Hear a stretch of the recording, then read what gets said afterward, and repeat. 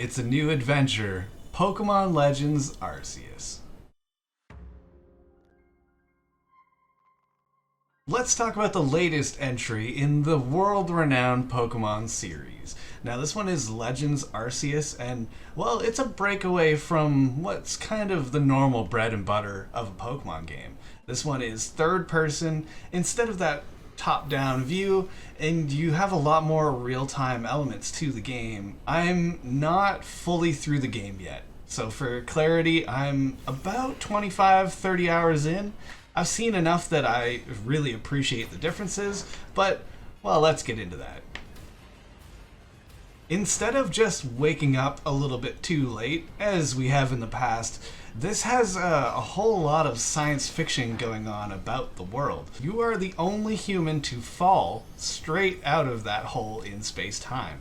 Nobody really knows what that means, so you face a lot of questioning and a lot of mystery as you go through the adventure, trying to figure out why are you here, where is here, what is your mission, and how does this all link into Arceus? You're going through and you're helping these Pokemon instead of the traditional gyms, and I think I like that a lot better.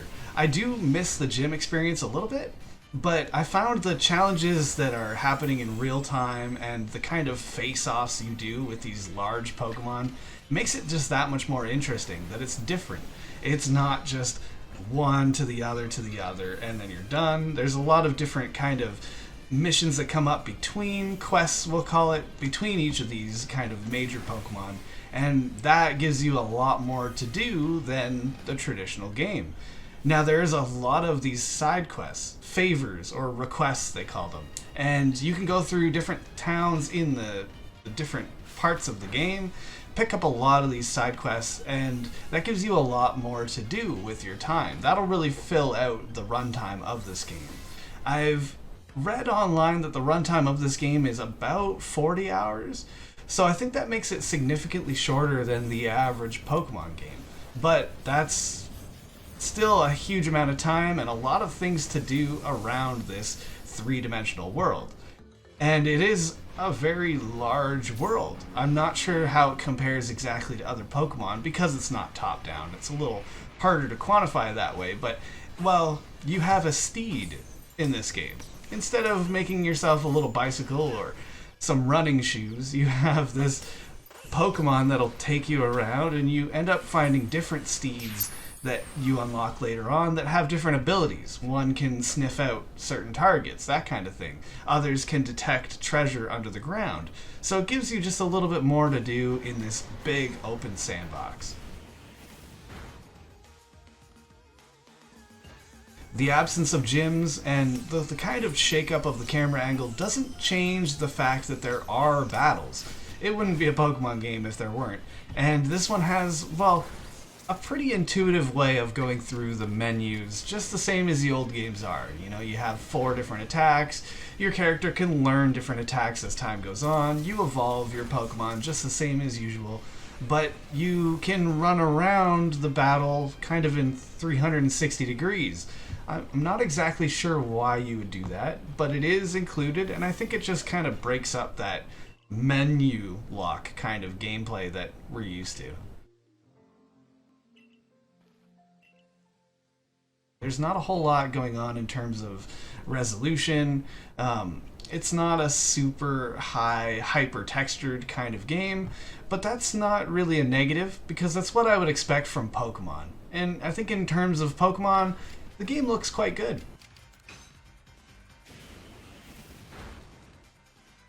As you're adventuring through these quests and collecting all these different items, these different Pokemon, well, you're very heavily encouraged to catch as many Pokemon as you can. And you're out in the wild is quite different than how you would traditionally catch Pokemon. You're running in third person, you're able to target, throw the Pokeball. There's different kind of things you can do to maximize your chances. You can bait Pokemon out with certain foods. You can throw rotten berries at them. You can hide in the grass. That way they don't even know you're there. So there's a little bit of a varied gameplay, different methods there. And I think that was very good because your main mission in this game is to assemble the Pokedex.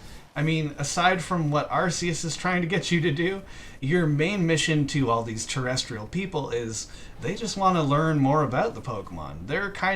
It seems like they're kind of several hundred years in the past compared to what we're used to in Johto or similar regions. So they have a bit of catching up to do, and you become a real instrumental part in that learning. And I think that's really cool because, well, everybody wants to fill out a Pokedex. Isn't that the point?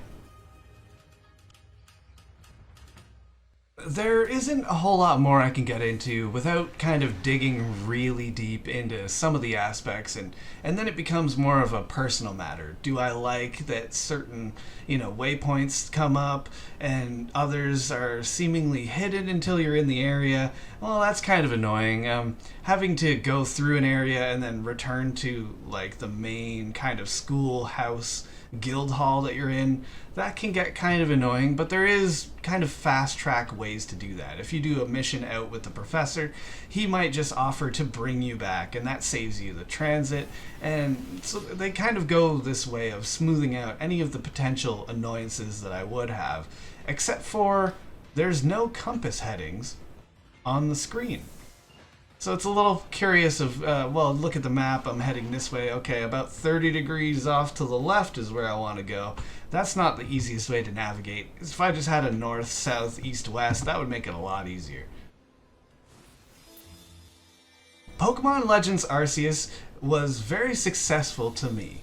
I have played the last few Pokemon, and I played, Yellow, Crystal, and Ruby back in the day, but, well, I kind of had gotten bored of it. I didn't really appreciate Pokemon in quite the same way as I used to when I was a kid, but going through this one in a new, refreshed kind of manner, well, it reminded me of that Pokemon, what was it? Coliseum? Pokemon XD? There was one that was on the GameCube forever ago, and it was another third-person kind of adventure game, and I really just got blasted back to that. That made me very excited to get into this one, and then, 1 or 2 hours in, alright, it's hooked me. I need to get my dream team of Pokemon. I need Scyther, I need Fomantis, I need Caesar, I need Kabutops. All these Pokemon kind of come together, and I have a real goal to myself. Not the video game that's making me do it. I had a real good time with this one. They went and changed up the formula, the tried and true formula. They took some risks here and there, but I think overall it really paid off. I'm looking forward to the next Pokemon Legends game, and this one gets an 8 out of 10 for me. Just about as good, I think, as Pokemon can get. A welcome departure from the Pokemon formula, an excellent title for long-time returning fans.